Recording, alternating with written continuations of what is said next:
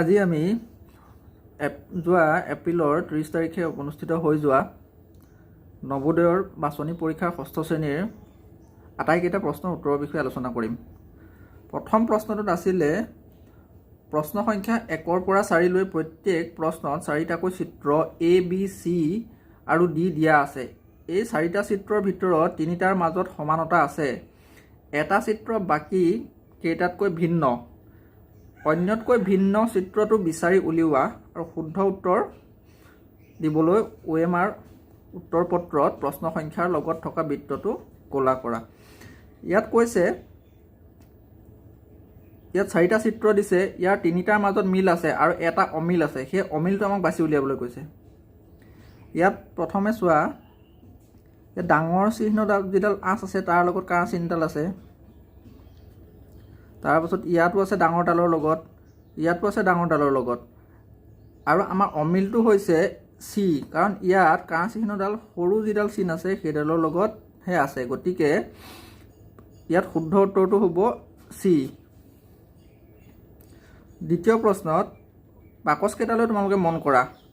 প্ৰতিটো বাকচৰ ভিতৰত পূৰণ চিহ্ন আছে। প্ৰথম বাকচটোত পূৰণ চিহ্ন আছে 1, 2, 3, 4, দ্বিতীয়টোত আছে 1, 2, 3, 4, 5, তৃতীয়টোত আছে 1, 2, 3, 4 আৰু চতুৰ্থটোত আছে 1, 2, 3, 4। A, C আৰু D আটাইকেইটাতে বাকচৰ ভিতৰত 4টাকৈ পূৰণ চিহ্ন আছে, কিন্তু B চিত্ৰটোত পূৰণ চিহ্নৰ সংখ্যা হৈছে 5টা। গতিকে ই বাকী কেইটাতকৈ কিছু পৃথক, মানে B হৈছে শুদ্ধ উত্তৰ, মানে ই বাকী কেইটা চিত্ৰৰ লগত মিল নাই।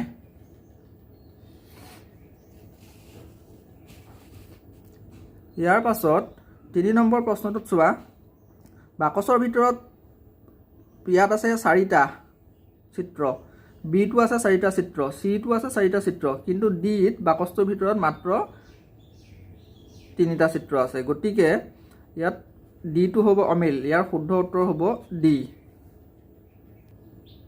4 নম্বৰ প্ৰশ্নটোত বাকচ কেইটালৈ তোমালোকে মন কৰা। আটাইকেইটা বাকচৰ ভিতৰত কেইটামান বিন্দু সদৃশ চিত্ৰ আছে। প্ৰথম বাকচটোত যিটো কোণীয়াকৈ থকা বৃত্তাকাৰ চিহ্নটো কাষৰ ফালে আছে, দ্বিতীয়টোতো কাষৰ ফালে আছে, চতুৰ্থটোতো কাষৰ ফালে আছে, কিন্তু চি চিত্ৰটোত ই কাষৰ ফালে নাথাকি সামান্য বেলেগ ফালে আছে। গতিকে ইয়াত অমিল চিত্ৰটো হ'ব চি। শুদ্ধ উত্তৰটো হ'ব চি। 4 নম্বৰ প্ৰশ্নৰ শুদ্ধ উত্তৰ হ'ব চি। তাৰ পাছৰ প্ৰশ্নত কৈছে প্ৰশ্ন সংখ্যা 5ৰ পৰা 8লৈ বাওঁফালে এটা প্ৰশ্ন চিত্ৰ দিয়া হৈছে আৰু সোঁফালে A, B, C আৰু D চিহ্নিত 4টা উত্তৰ চিত্ৰ দিয়া হৈছে।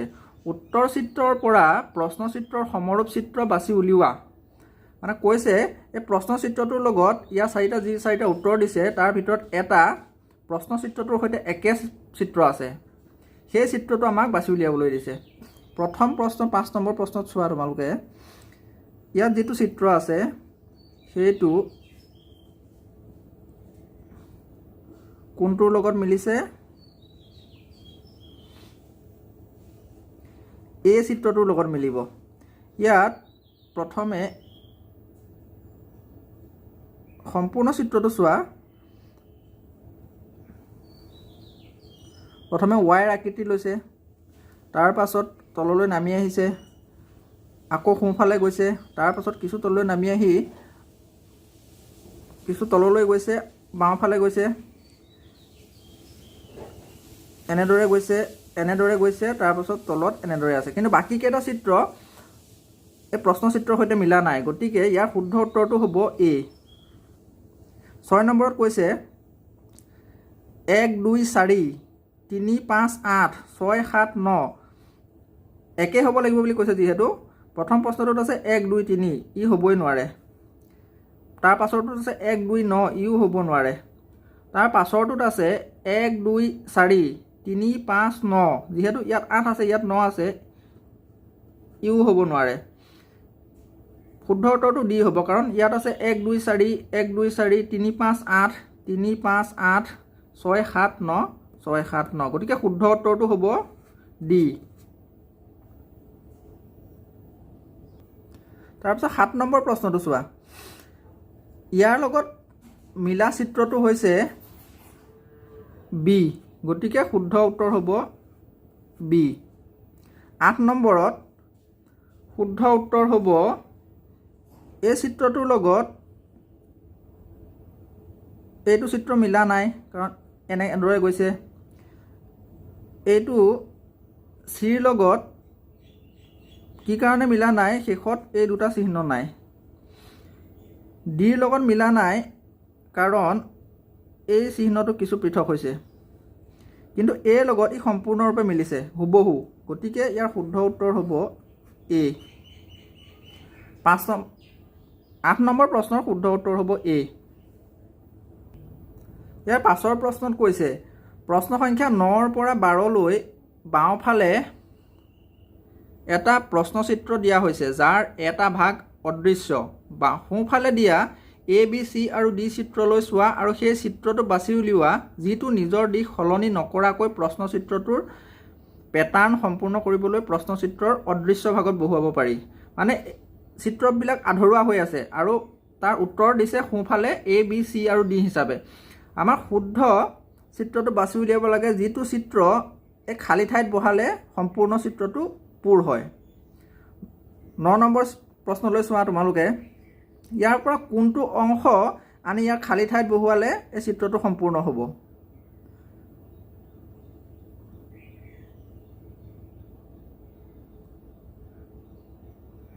ডি নহয়, চিও নহয়, বিও নহ'ব, শুদ্ধ উত্তৰটো হ'ব এ। 10 নম্বৰ প্ৰশ্নত কৈছে ঠিক তেনেদৰেই কোনটো ইয়াৰ পৰা আনি ইয়াত লগালে বাকী 3টা বাকচ যেনেদৰে পূৰ হৈছে চিত্ৰটো সম্পূৰ্ণৰূপে একেধৰণে পূৰ হ'ব। 10 নম্বৰ ইয়াত চিত্ৰত চোৱা, প্ৰথম চিত্ৰটোত এই যিটো শূন্য আছে শূন্যটো তলৰ ফালে আছে, ইটো হ'বই নোৱাৰে কাৰণ ইয়াত শূন্য মাজৰ ফালে আছে। প্ৰতিটো ঘৰত এটা এটা শূন্য আছে, কিন্তু ইয়াত আছে 2টা, ইও হ'ব নোৱাৰে। তৃতীয়টোত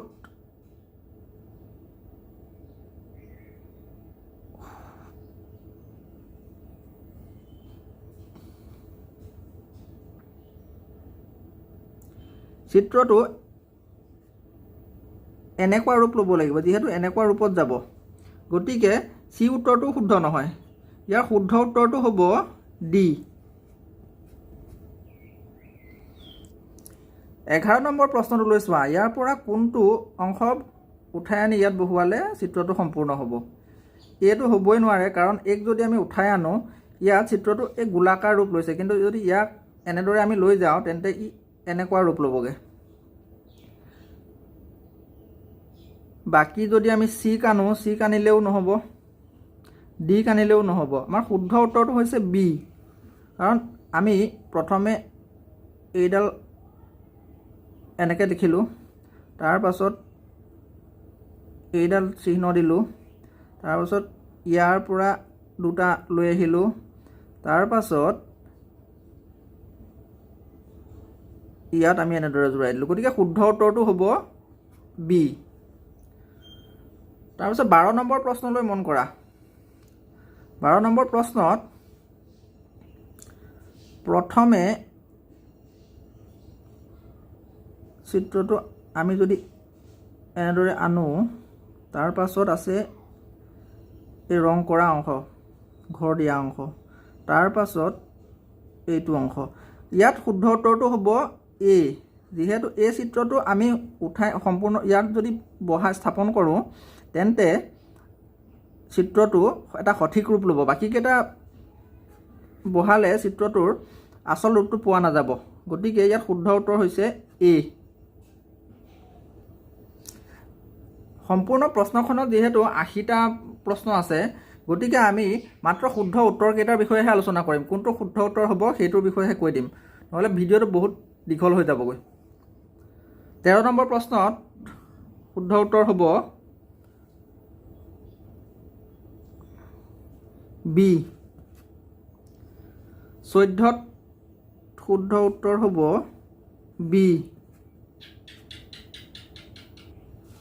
15 নম্বৰ শুদ্ধ উত্তৰ হ'ব এ।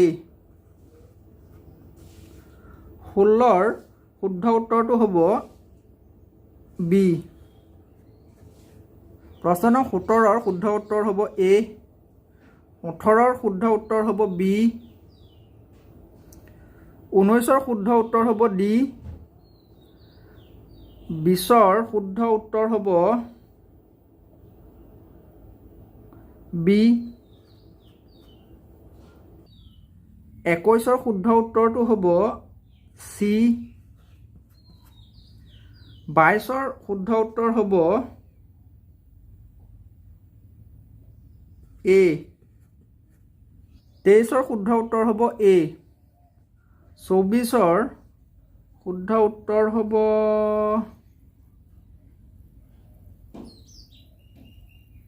চি। 25ৰ শুদ্ধ উত্তৰ হ'ব বি। 26ৰ শুদ্ধ উত্তৰটো হ'ব এ। 27ৰ শুদ্ধ উত্তৰটো হ'ব চি। 28ৰ শুদ্ধ উত্তৰ হ'ব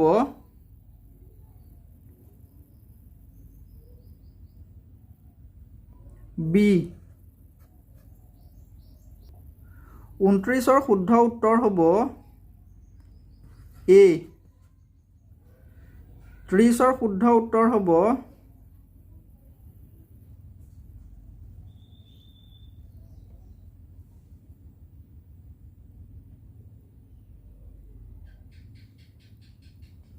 এ। 31ৰ শুদ্ধ উত্তৰটো হ'ব চি। 32ৰ শুদ্ধ উত্তৰ হ'ব চি। 33ৰ শুদ্ধ উত্তৰ হ'ব ডি। 34ৰ শুদ্ধ উত্তৰ হ'ব বি। 35ৰ শুদ্ধ উত্তৰ হ'ব চি। 36ৰ শুদ্ধ উত্তৰ হ'ব বি। 37ৰ শুদ্ধ উত্তৰ হ'ব বি। 38ৰ শুদ্ধ উত্তৰ হ'ব ডি। 39ৰ শুদ্ধ উত্তৰ হ'ব চি। 40ৰ শুদ্ধ উত্তৰ হ'ব এ। এতিয়া আমি আহোঁ গণিতলৈ। গণিতৰ 10টা প্ৰশ্নৰ সমাধান মই এটা ভিডিঅ'ৰ জৰিয়তে তোমালোকক দেখুৱাইছিলোঁ। পৰৱৰ্তী 10টা প্ৰশ্নৰ সমাধানো আন এটা ভিডিঅ'ৰ জৰিয়তে তোমালোকক দেখুৱাম। কিন্তু এতিয়া সময়ৰ যিহেতু নাটনি, গতিকে আমি মাত্ৰ উত্তৰকেইটাহে দেখুৱাই দিম বৰ্তমান।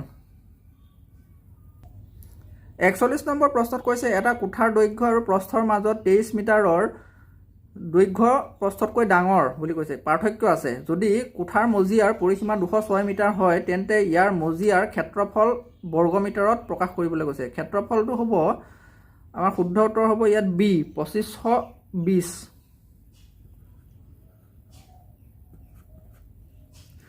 দ্বিতীয় প্ৰশ্নত 12 সমস্ত 16 ভাগৰ 1ৰ দশমিক সমতুল্য হ'ব। শুদ্ধ উত্তৰ হ'ব চি 12.0625। 43 নম্বৰ প্ৰশ্নত কৈছে 8% বাৰ্ষিক হাৰত সাধাৰণ সুতত কিমান বছৰত 1500 টকা 1800 টকা হ'বগৈ। মানে 1500 টকা মূলধন আছিল, 1800 টকা হ'বগৈ, মানে 300 টকা সুত হ'ব। কিমান বছৰত হ'ব বুলি সুধিছে। ইয়াৰ শুদ্ধ উত্তৰ হ'ব 2.5 বছৰত, চি।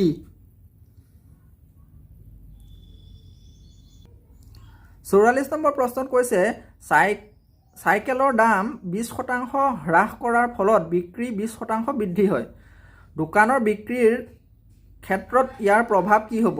ইয়াৰ শুদ্ধ উত্তৰটো হ'ব এ 4% হ্ৰাস হ'ব বিক্ৰী। তাৰ পাছত 45 নম্বৰত আমাক সৰল কৰিবলৈ কৈছিলে। সেই প্ৰশ্নৰ শুদ্ধ উত্তৰ হ'ব চি 16।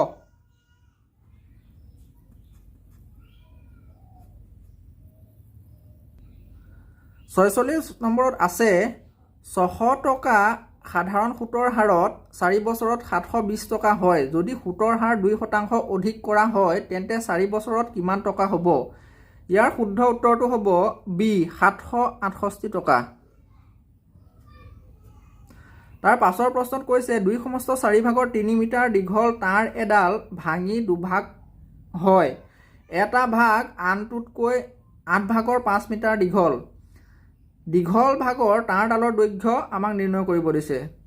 ইয়াৰ শুদ্ধ উত্তৰ হ'ব এ 1/16 ভাগৰ 11 মিটাৰ।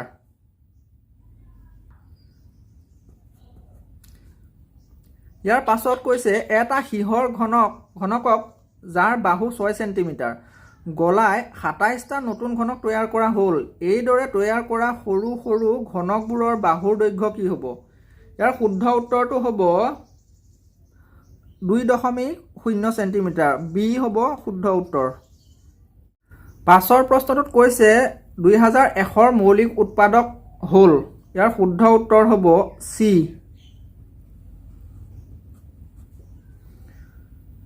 তাৰ পাছৰ প্ৰশ্নটোত কৈছে এটা কোঠাৰ দৈৰ্ঘ্য হ'ল 15 মিটাৰ।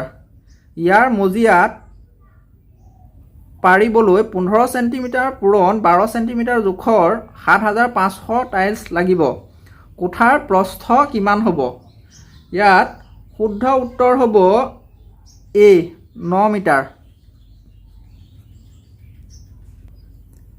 ইয়াৰ পাছৰ প্ৰশ্নত কৈছে দুটা সংখ্যাৰে গঠিত স্বাভাৱিক সংখ্যা কিমানটা বা সংখ্যাটো হ'ল বুলি দিছে ইয়াত প্ৰশ্নটো, কিন্তু প্ৰশ্নটো কিছু ভুল আছে। ইয়াত প্ৰশ্নটো হ'ব লাগিছিলে দুটা অংকৰে গঠিত স্বাভাৱিক সংখ্যা কিমানটা? ইয়াৰ শুদ্ধ উত্তৰটো হ'ব বি 90টা। ইয়াৰ পাছৰ প্ৰশ্নত কৈছে এটা সংখ্যাৰ পৰা ইয়াৰ অংকৰ যোগফল বিয়োগ কৰা হ'ল, ফলস্বৰূপ প্ৰাপ্ত সংখ্যা বিভাজিত হ'ব। ইয়াৰ শুদ্ধ উত্তৰ হ'ব ডি 9ৰে বিভাজিত হ'ব। তাৰ পাছৰ প্ৰশ্ন আমাক সৰল কৰিবলৈ দিছিলে, তাৰ শুদ্ধ উত্তৰ হ'ব চি 11। ইয়াৰ পাছৰ প্ৰশ্নত যোগ কৰিবলৈ দিছে। ইয়াৰ উত্তৰ হ'ব 85.2666। বিটো হ'ব শুদ্ধ উত্তৰ। তাৰ পাছত ভগ্নাংশৰ ৰূপত লিখিবলৈ কৈছে। ইয়াৰ শুদ্ধ উত্তৰ হ'ব বি 400 ভাগৰ 29। পাছৰ প্ৰশ্নত কৈছে 25, 45 আৰু 75ৰ লসাগু কিমান হ'ব? ইয়াত শুদ্ধ উত্তৰ হ'ব ডি। ইহঁতৰ লসাগু হ'ব 225। ডি হৈছে শুদ্ধ উত্তৰ। তাৰ পাছত 4 সংখ্যাৰ আটাইতকৈ সৰু অংকৰ মৌলিক পূৰণফল। ইয়াত প্ৰশ্নটো কিছু খেলি মেলি হৈ আছে। ইয়াত হ'ব লাগিছিল 4 অংকৰ আটাইতকৈ সৰু সংখ্যাটোৰ মৌলিক পূৰণফল প্ৰাপ্ত হ'ব, মানে 4 অংকৰ আটাইতকৈ সৰু সংখ্যা হ'ব লাগিছিল। ইয়াত কিছু খেলি মেলি হৈ আছে প্ৰশ্নটো। ইয়াৰ উত্তৰটো হ'ব চি 5 পূৰণ 5 পূৰণ 5, 2 পূৰণ 2 পূৰণ 2। চিটো শুদ্ধ উত্তৰ। ইয়াৰ পাছৰ প্ৰশ্নত যদি 72 আৰু 180ৰ গসাউ 36 হয় তেন্তে ইয়াৰ লসাগু কিমান হ'ব? ইয়াৰ শুদ্ধ উত্তৰ হ'ব বি 360। তাৰ পাছৰ প্ৰশ্নত পুনৰ সৰল কৰিবলৈ দিছে। ইয়াৰ শুদ্ধ উত্তৰ হ'ব এ। গণিতৰ শেষৰ প্ৰশ্নটো হৈছে এখন ৰেলগাড়ী এটা ষ্টেচনৰ পৰা 72 কিলোমিটাৰ প্ৰতি ঘণ্টা গতিত 2:15 চলিবলৈ ধৰে। 90 কিলোমিটাৰ দূৰত থকা ষ্টেচনটো ৰেলগাড়ীখনে কেই বজাত গৈ পাব? ইয়াৰ শুদ্ধ উত্তৰ হৈছে বি 3:30। বিটো হৈছে শুদ্ধ উত্তৰ। ইয়াৰ পাছত আমি ভাষাৰ পৰীক্ষালৈ আহিছোঁ। ইয়াত এটা অনুচ্ছেদ দিছে। এই অনুচ্ছেদটোৰ ভিতৰতে তলৰ প্ৰশ্নকেইটাৰ উত্তৰকেইটা আছে, সেইকেইটা আমাক বাছি উলিয়াবলৈ কৈছে। প্ৰথম প্ৰশ্নটোত কৈছে মানুহে খালী ঠাই জন্তুৰ গাখীৰ খায়। ইয়াত উত্তৰকেইটা দিছে একে, ভিন্ন ধৰণৰ, চি সমান ধৰণৰ, ডি একে ধৰণৰ। ইয়াৰ শুদ্ধ উত্তৰটো হ'ব বি ভিন্ন ধৰণৰ। ওপৰৰ পেৰেগ্ৰাফটোতে ইয়াৰ উত্তৰ আছে। পাছৰ প্ৰশ্নত কৈছে খালী ঠাইত উট পোৱা যায়। উত্তৰ হ'ব চি গ্ৰীষ্ম প্ৰধান ঠাইত উট পোৱা যায়। তাৰ পাছৰ প্ৰশ্নত যদি মানুহে গৰুৰ দৰে জন্তু পোহে তেন্তে খালী ঠাই গাখীৰ পাব। ইয়াৰ শুদ্ধ উত্তৰ হ'ব ডি বহুত বেছি গাখীৰ পাব। পাছৰ প্ৰশ্নত কৈছে এয়া খালী ঠাই যে যি গাখীৰ আমি ব্যৱহাৰ কৰোঁ সেয়া বিশুদ্ধ হ'ব লাগে। ইয়াৰ শুদ্ধ উত্তৰ হ'ব এ দৰকাৰী। পাছৰ প্ৰশ্নত কৈছে হানি শব্দৰ সমান অৰ্থ হ'ল এ আছে লাভ, বি মেৰামতি, চি ক্ষতি, ডি আছে স্থিৰ। ইয়াৰ শুদ্ধ উত্তৰ হ'ব চি ক্ষতি। হানিৰ সমাৰ্থক শব্দ ক্ষতি। শুদ্ধ উত্তৰ চি। তাৰ পাছত আৰু এটা অনুচ্ছেদ দিছে, সেই অনুচ্ছেদটো প্ৰথমে পঢ়িবলৈ কৈছে আৰু তাৰ পাছত তলৰ প্ৰশ্নকেইটাৰ উত্তৰ লিখিবলৈ কৈছে, খালী ঠাইকেইটা পূৰ কৰিবলৈ কৈছে। প্ৰথম প্ৰশ্নটো দিছে কিছুমান পৰিয়ালে মাটিৰে খালী ঠাই নিৰ্মাণ কৰিছিল। ইয়াত 4টা উত্তৰ আছে। ইয়াৰ শুদ্ধ উত্তৰটো হ'ব বি ফল আৰু পাচলি। ফল আৰু পাচলি শুদ্ধ উত্তৰ। তাৰ পাছৰ প্ৰশ্নত কৈছে আমি কষ্টৰে খালী ঠাই ফল আৰু আচল ফলৰ মাজত পাৰ্থক্য ধৰিব পাৰিলোঁ। ইয়াত শুদ্ধ উত্তৰ হ'ব বি কৃত্ৰিম। শুদ্ধ উত্তৰ হ'ব বি। পাছৰ প্ৰশ্নত কৈছে এনে শব্দ হ'ল ক্ৰিয়া বিশেষণ, বিশেষণ, অব্যয়। ইয়াৰ শুদ্ধ উত্তৰ হৈছে চি বিশেষণ। পাছৰ প্ৰশ্নত কৈছে পাৰ্থক্যৰ সমাৰ্থক শব্দ কি? পাৰ্থক্যৰ সমাৰ্থক শব্দ ইয়াত 4টা দিছে। প্ৰথমে দিছে ভেদ, মিশ্ৰণ, ভ্ৰম, ভুল। শুদ্ধ উত্তৰ হ'ব এ ভেদ পাৰ্থক্যৰ সমাৰ্থক শব্দ। তাৰ পাছৰ প্ৰশ্নত কৈছে সকলো শব্দৰ অৰ্থ হ'ল প্ৰথমে কৈছে বিশিষ্ট, তাৰ পাছত সঠিক, তাৰ পাছত প্ৰত্যেক আৰু তাৰ পাছত কৈছে কিছুমান। ইয়াৰ শুদ্ধ উত্তৰ হ'ব চি প্ৰত্যেক। তাৰ পাছত আৰু এটা অনুচ্ছেদ দিছে, সেই অনুচ্ছেদটো আমাক প্ৰথমে পঢ়িবলৈ কৈছে আৰু তাৰ পাছত তলৰ প্ৰশ্নসমূহৰ উত্তৰ নিৰ্ণয় কৰিবলৈ কৈছে। প্ৰথম প্ৰশ্নত দিছে হৰিষে পাৰ্কত খালী ঠাইৰ সৈতে খেলি আছিল। উত্তৰ হ'ব চি বন্ধুৰ সৈতে খেলি আছিল। পাছৰ প্ৰশ্নত হৰিষে খালী ঠাইত পুখুৰীত জঁপিয়ালে। উত্তৰ হ'ব এ সাঁতুৰিবলৈ পুখুৰীত জঁপিয়ালে। এ হৈছে শুদ্ধ উত্তৰ। পাছৰ প্ৰশ্নত কৈছে বতৰ খালী ঠাই আছিল। বতৰ অলপ গৰম আছিল। শুদ্ধ উত্তৰ হ'ব বি। তাৰ পাছৰ প্ৰশ্নত কৈছে পুখুৰীত আৰু কোন আছিল? পুখুৰীত আছিল কিছু সংখ্যক হাঁহ।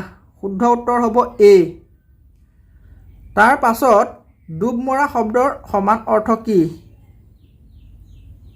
ইয়াত চিটো শুদ্ধ উত্তৰ। প্ৰশ্নটোৰ সৈতে খাপ খোৱাকৈ চিটো হ'ব শুদ্ধ উত্তৰ। তাৰ পাছত পুনৰ আৰু এটা অনুচ্ছেদ দিছে। অনুচ্ছেদটো প্ৰথমে পঢ়িবলৈ কৈছে আৰু তাৰ পাছত তলৰ প্ৰশ্নসমূহৰ উত্তৰ নিৰ্ণয় কৰিবলৈ কৈছে। প্ৰথম প্ৰশ্নত আছে সাপক খালী ঠাই বুলি কোৱা হয়। সাপক কি বুলি কোৱা হয়? উত্তৰ আছে জেঠী, ছাল, সৰীসৃপ, কাছ। ইয়াৰ শুদ্ধ উত্তৰ হ'ব চি সৰীসৃপ। সাপক সৰীসৃপ বুলি কোৱা হয়। পাছৰ প্ৰশ্নত কৈছে সাপে ক'ত জীয়াই থাকিব নোৱাৰে? উত্তৰ বৰফে থকা ঠাইত, মৰুভূমিত, বনত, বিলত। শুদ্ধ উত্তৰ হৈছে এ বৰফে ঢকা ঠাইত সাপে জীয়াই থাকিব নোৱাৰে। পাছৰ প্ৰশ্নত কৈছে সাপৰ খালী ঠাই শক্তি দুৰ্বল।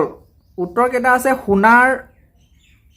শুঙাৰ, স্পৰ্শৰ আৰু দৃষ্টি। ইয়াৰ শুদ্ধ উত্তৰটো হ'ব ডি সাপৰ দৃষ্টিশক্তি দুৰ্বল। ডি হৈছে ইয়াত শুদ্ধ উত্তৰ। তাৰ পাছৰ প্ৰশ্নত খালী ঠাইত সাপক ক্ষতিৰ পৰা ৰক্ষা কৰে। সাপক ছালে ক্ষতিৰ পৰা ৰক্ষা কৰে। ইয়াৰ শুদ্ধ উত্তৰ হ'ব বি ছাল। শেষৰ প্ৰশ্নটো হৈছে জীৱিত শব্দৰ অৰ্থ হ'ল এ আছে জীয়াই থকা, বি চলা ফুৰা, চি পলায়ন কৰা আৰু ডি সম্বন্ধিত। ইয়াৰ শুদ্ধ উত্তৰ হ'ব এ জীৱিত শব্দৰ অৰ্থ হৈছে জীয়াই থকা। শুদ্ধ উত্তৰ এ।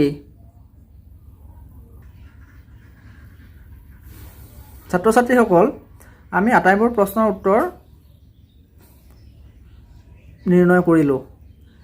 যদি তোমালোকৰ মোৰ ভিডিঅ'টো চাই ভাল লাগে তেন্তে যিমান পাৰা মোৰ ভিডিঅ'টো শ্বেয়াৰ কৰিবা তোমালোকে।